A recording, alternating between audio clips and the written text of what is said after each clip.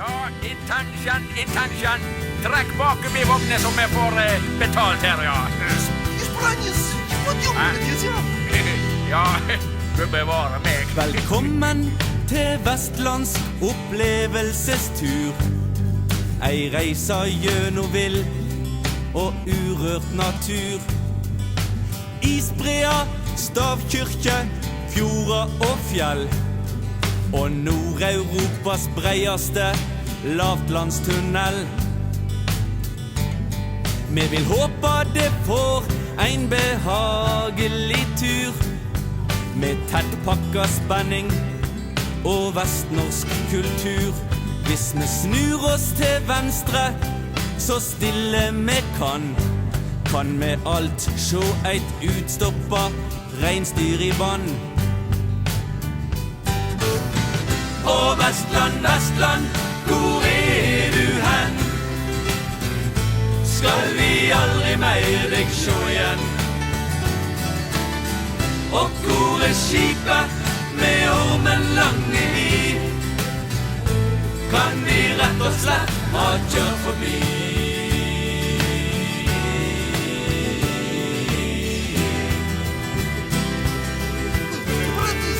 Ja. Ja, nei, vi har det flott her, ja. Her på berget, som jeg sier.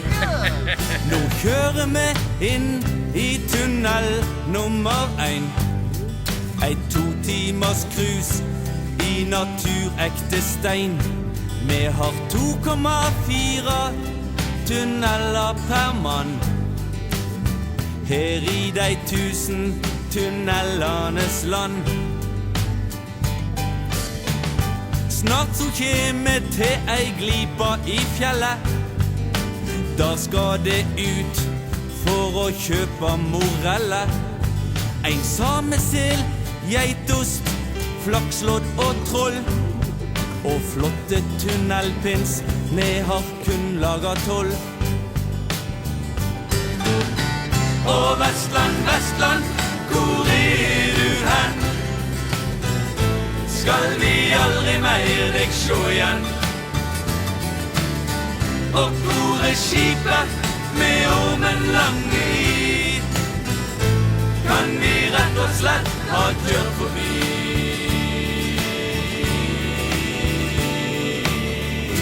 Ich habe 3 Billetten gekauft. Ja. Ich zu meinen großen Balkon. Ja. Du tysker, ja.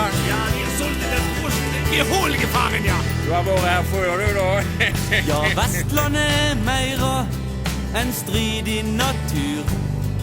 Her inne har vi lys og en jevn temperatur.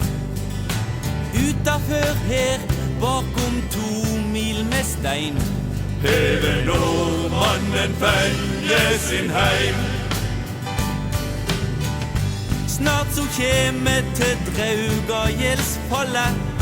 Denne døgnåpne fossen renn fortast tå alle. Men vi må følge den oppsette rutetabellen. Må videre, men vi får da på video til kvelden. Å Vestland, Vestland, hvor du hen? Skal vi aldri mer deg sjå igjen? Og hvor skipet med ormen lange I? Kan vi rett og slett ha kjørt forbi? Å Vestland, Vestland, hvor du hen? Skal vi aldri mer deg sjå igjen? Og hvor skipet med ormen lange I? Kan vi rett og slett ha kjørt forbi?